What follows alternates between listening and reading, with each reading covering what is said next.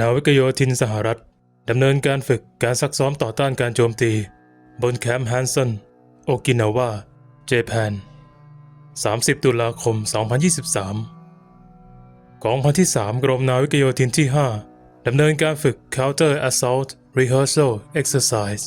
เพื่อฝึกฝนรับคมทักษะในการปฏิบัติงานในสภาพแวดล้อมป่าทึบหรือป่าดงดิบ Dense Jungle กองพันที่ 3 นาวิกโยธินที่ 5 กำลังเคลื่อนย้ายเข้าวางกำลังประจำการส่วนหน้าในอินโดแปซิฟิกภายใต้กรมนาวิกโยธินที่ 4 กองพลนาวิกโยธินที่ 3 Corporal Mario Maldonado ชาวเมืองเอสเปเรียแคลิฟอร์เนียผู้ปฏิบัติการวิทยุ Radio Operator Corporal Davis Sinclair ชาวเมืองเล็กซิงตัน South Carolina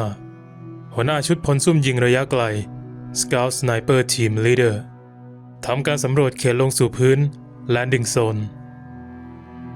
CH-53E Super Stallion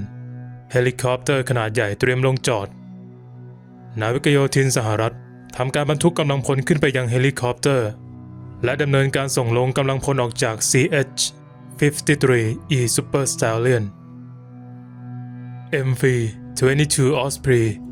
เครื่องบินกึ่งเฮลิคอปเตอร์ทำการลงสู่พื้นนาวิกโยธินสหรัฐดำเนินการยุทธส่งกำลังทางอากาศเข้าปฏิบัติการจำลองการส่งกลับกำลังพลสูญเสีย Casualty Evacuation Drill ทำการครอบครองตำแหน่งการระวังป้องกันและทำการรับขึ้นของกำลังพลสูญเสียจำลองขึ้นไปบน MV-22 Osprey Lance Corporal Thomas McGrath ชาวเมืองทาวสันแมริแลนด์และ Bradley Pedersen ชาวเมืองบีเวอร์ตันโอเรกอนตำแหน่งพลปืนเล็กทำการเล็งการนำวิถีแบบแนวสายตาบังคับเส้นลวดด้วยมือสำหรับจรวดแบบนี้จะพุ่งเข้าสู่เป้าหมายได้โดยอาศัยการควบคุมบังคับทิศทางจากฐานยิงเพื่อให้จรวดแม่นยำ Command Launch Unit สำหรับจรวดต่อต้านรถถังประทับบ่า Javelin Shoulder Fire Anti-Tank Missile System ระบบการเล็งเป้าหมาย Command Launch Unit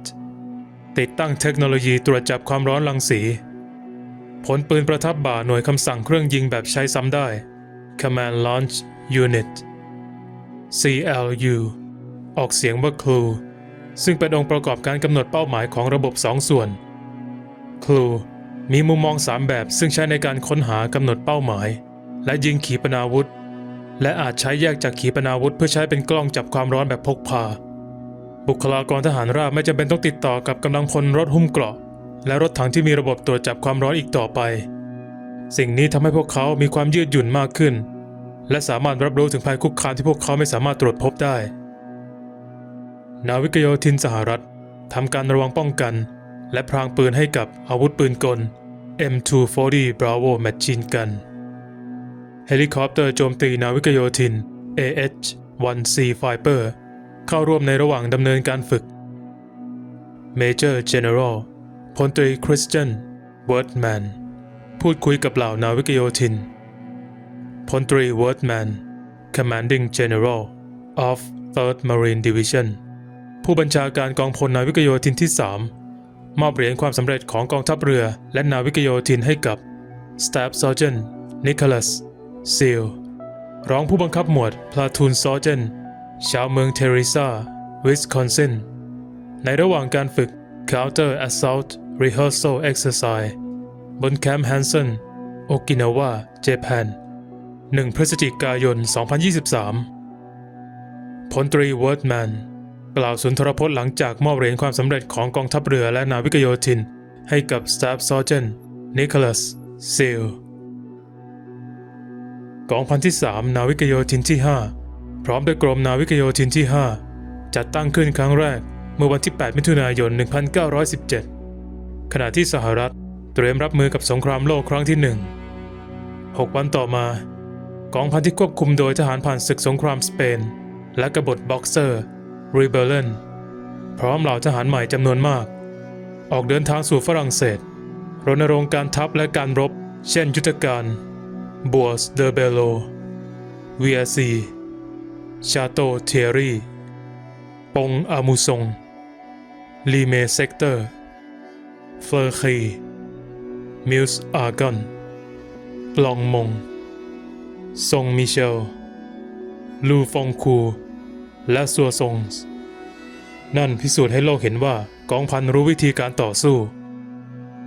รัฐบาลฝรั่งเศสยอมรับความสามารถในการสู้รบของกองพันหนุ่มด้วยการนำเสนอฮัวเดเก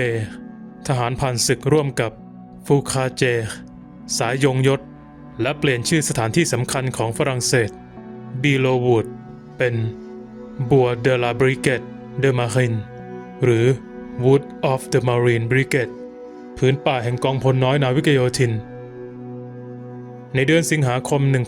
1919 กองพันถูกปลดประจำการหลังสงครามโลกครั้งที่ 1 และไม่ถึง 2 ปีต่อมาในเดือนพฤษภาคม 1921 กองพันที่ 3 นาวิกโยธินที่ 5 ก็กลับมาเปิดปฏิบัติการหน้าที่อีกครั้งในอีกไม่กี่ปีถัดมา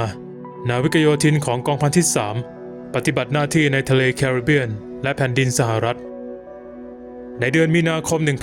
1927 กองพันที่ 3 ได้ส่งกำลังไปยังนิการากัวเพื่อช่วยรักษาเสถียรภาพของรัฐบาลจากการพยายามโค่นล้มโดยกองกำลังกบฏ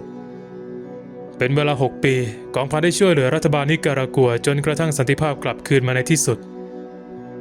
หลังที่ได้รับชัยชนะกองพันที่ 3 ก็ถูกยุบอีกครั้งเมื่อเดือนมกราคม 1933 ในเดือนพฤศจิกายน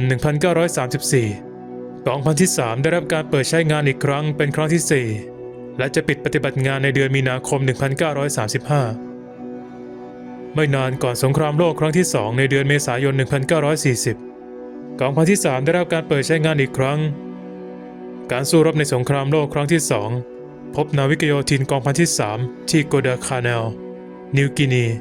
เปเลาและโอกินาวาในเดือนเมษายน 1946 ภารกิจของพวกเขาบรรลุผลกองพันที่ 3 ถูกยกเลิกและทหารผ่านศึกในมหาสมุทรแปซิฟิกส่วนใหญ่กลับไปใช้ชีวิตพลเรือนอีกครั้ง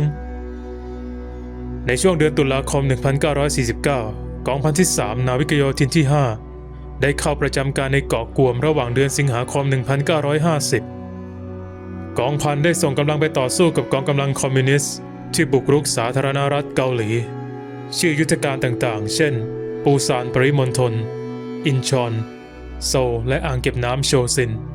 ซินรีเซอร์วอร์ได้ถูกเพิ่มเข้าไปในคำศัพท์การต่อสู้ของกองพัน